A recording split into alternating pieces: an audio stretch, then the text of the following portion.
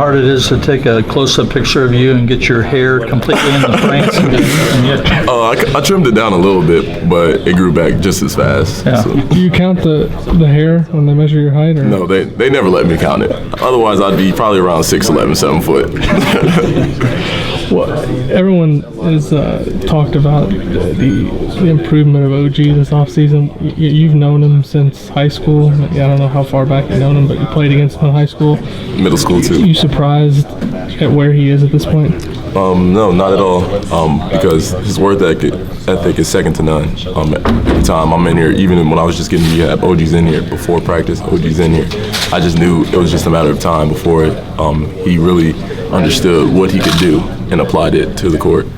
How close do you feel like you are to being 100% and ready to go in terms of full contact? Myself, I felt 100% probably 2 or 3 months ago, but that's probably why I'm not the doctor. But they said probably within the next week or maybe less. What have you worked on the most this offseason as far as your game? I mean, you shot the ball well from the perimeter last year. I know that's probably been a focus, but what else have you been kind of working on? Just ball handling, going against the pressure, being able to keep my eyes up and not have to look down at the ball, when a trap or something's coming on, and being able to be comfortable and make plays for my teammates. Defensively last year, it seemed like the first half of the season, everybody kind of criticized you guys for not playing good enough defense, and then really the second half, you turned it on. What's the key to kind of coming out from the beginning of the season this year and playing the level of defense that you were at the end of last year?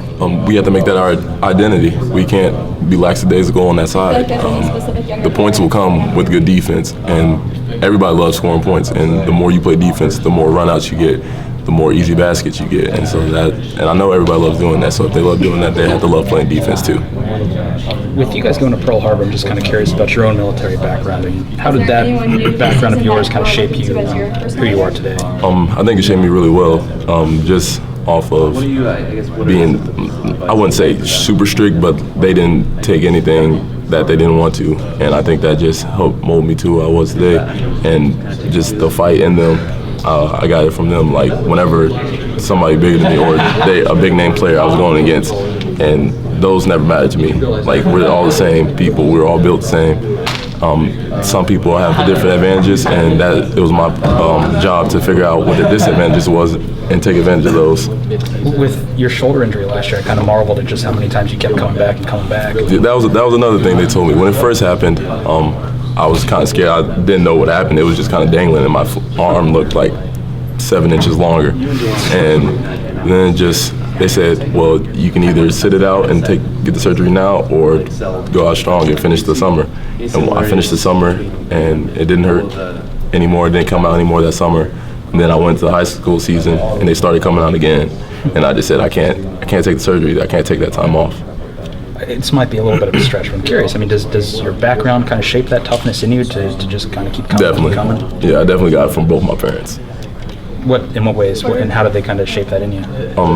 Well, as a kid, just for fun, I used to get up at 4:30 every morning before school to go to PT with them. And for fun? Yeah. No way. I was a weird little kid.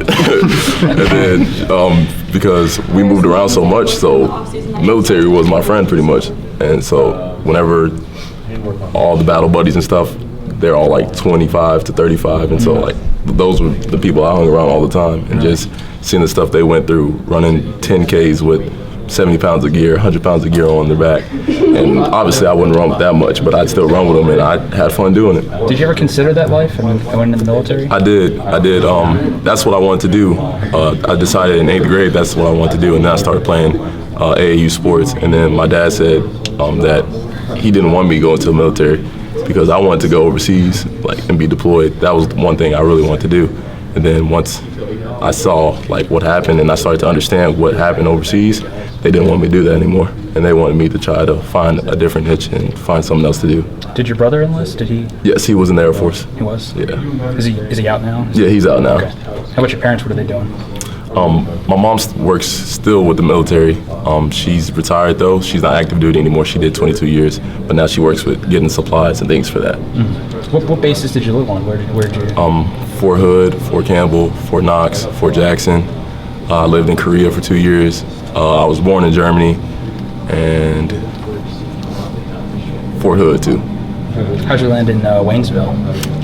Is there a fort near? Fort Leonard Wood is Okay. where Waynesville. Yeah, Fort Leonard Wood, St. Robert, and Waynesville, they're all like pretty much just one city. I got you. Okay.